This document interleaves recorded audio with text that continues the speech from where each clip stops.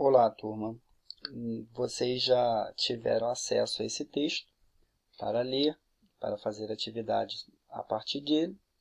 E hoje eu vou tratar daquelas questões que são bastante latentes nesse texto, do professor Paulo Nogueira Neto, Os Grandes Problemas Ambientais do Mundo Contemporâneo. Esse texto ele foi escrito na década de 90. Então, nós temos que nos reportar àquele momento histórico para entender o que ele estava tentando escrever. Mesmo ele tendo sido escrito há quase 30 anos atrás, ele é muito pertinente para o nosso problema atual, visto que ele fazia uma projeção para o futuro a partir do que se conhecia como ciência. Alguns detalhes não há muita... acabou que ele cometeu uns pequenos erros, mas esses erros não chegam a comprometer a estrutura da ideia que ele transmite. Por quê? Muita coisa já aconteceu em quase 30 anos. Então, ele vai começar com a Conferência Rio 92. Então, essa Conferência Rio 92, ela também foi chamada de Eco 92, de a Cúpula das Nações. E o que foi feito nessa conferência? Como ele vai tratar bem no texto, essa conferência ela é resultado de outros fatos que vieram anteriormente. Um deles, a Conferência de Estocolmo, na Suécia, em 1972.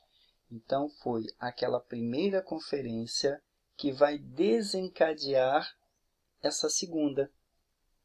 Mas antes da Conferência de Estocolmo, outros fatos ocorreram e se fez necessário a comunidade científica, a comunidade política, a comunidade civil, a comunidade dos empresários se reunirem e tratar de um tema comum.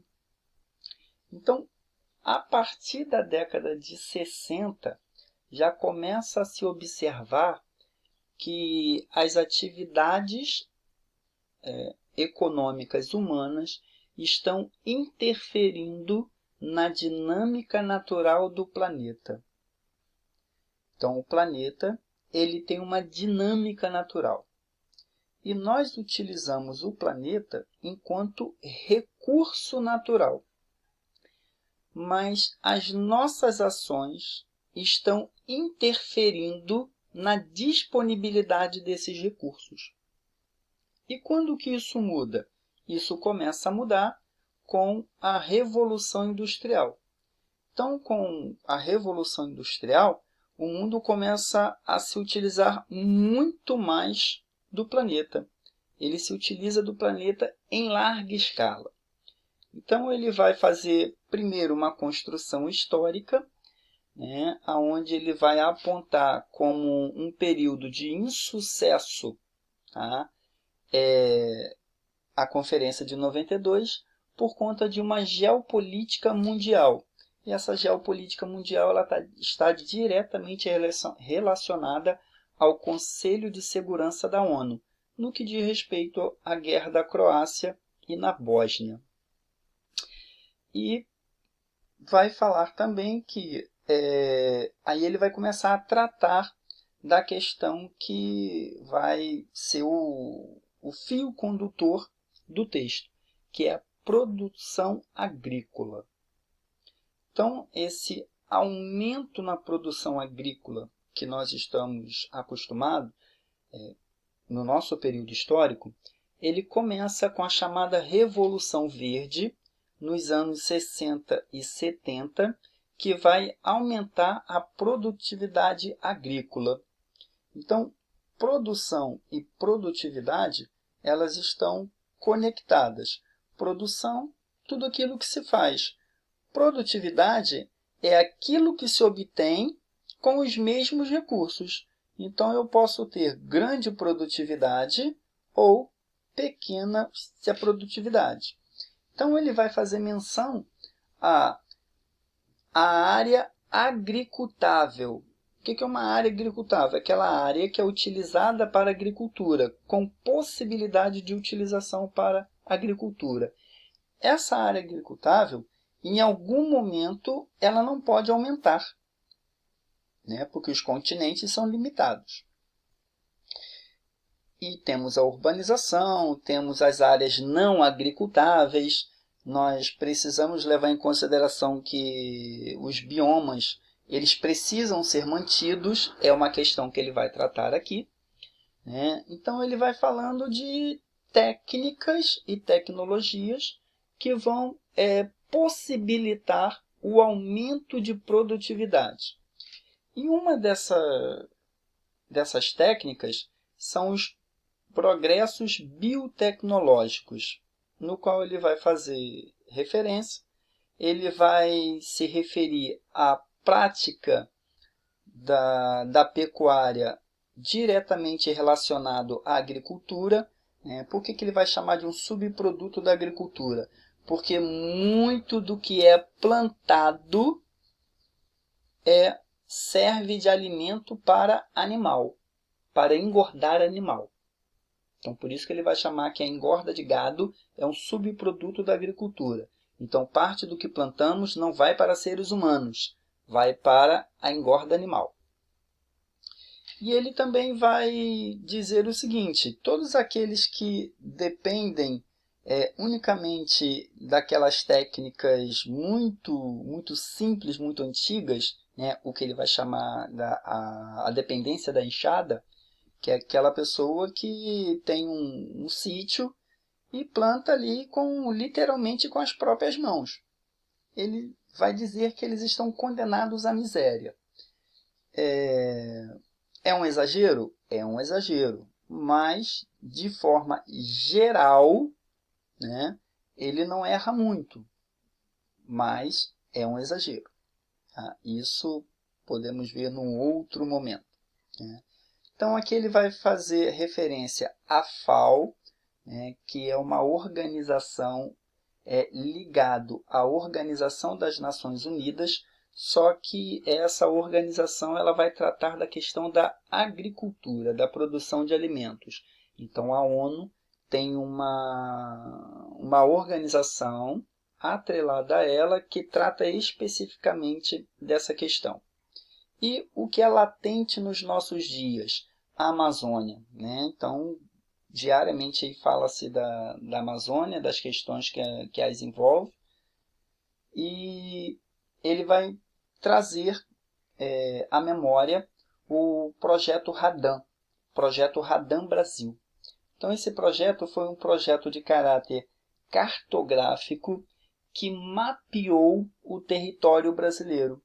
Então, aqui ele vai colocar que a maior parte da Amazônia não deve ser utilizada na agricultura, por uma razão bem simples. O solo da Amazônia, na sua grande maioria, ele é improdutivo porque ele é de origem sedimentar.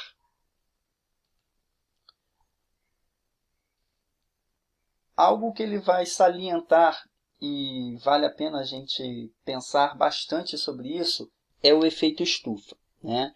Então, ele não vai tratar aqui o efeito estufa como um efeito natural benéfico. Ele não trata dessa questão. Então, vamos tratar dela nesse momento. O efeito estufa é um efeito natural benéfico. Ele precisa existir para a manutenção dos seres vivos, né? E a própria argumentação dele, ela vai nesse sentido. O efeito estufa faz a manutenção da vida. Qual é o problema que nós estamos vivendo? É uma intensificação desse efeito. Esse é o nosso problema. Só que ele vai apresentar informações aonde essa intensificação do efeito estufa estamos vivendo agora, atribui-se às atividades industriais, com queima de combustível fóssil, desmatamentos e outras atividades. Entretanto, na história geológica do planeta, existem outros períodos de efeito estufa, sem a presença dos seres humanos. Então, o que foi que provocou efeito estufa? Qual é a preocupação com esse efeito? É o deslocamento dos cinturões climáticos. Então, por que esse deslocamento dos cinturões climáticos eles vão ser um problema? Eles vão ser um problema por quê? Porque a vida ela vai trocando de lugar. E nessa troca haverá ganhos, sim, mas esses ganhos são a longo prazo. De imediato, que é o nosso tempo histórico, há muitas perdas. Perdas de biodiversidade, perdas de terras agricultáveis, e aí está o nosso problema. Nós precisamos de terras agricultáveis. Então, essa demanda por água, essa demanda por solo agricultável vai ser um grande problema ambiental. E ele vai apresentar um outro problema que ele vai chamar de explosão demográfica. Então, a demografia vai dizer o quê? Que o acelerado crescimento populacional ele foi chamado de explosão demográfica. Então, quando a população começou a crescer muito rápido, a partir das revoluções médico-sanitaristas, porque as sociedades começaram a viver nas cidades, e essa revolução médico-sanitarista foi uma necessidade para dar longevidade à população, para a população não morrer mais tão cedo como se morria. E ele vai falar de limites extremos ou críticos. O que é isso? Os recursos naturais, eles são limitados.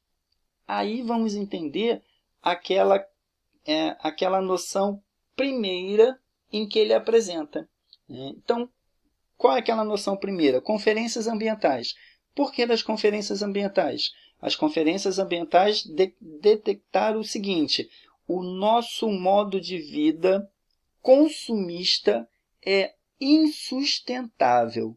Então, precisamos pensar num modo sustentável, um desenvolvimento sustentável.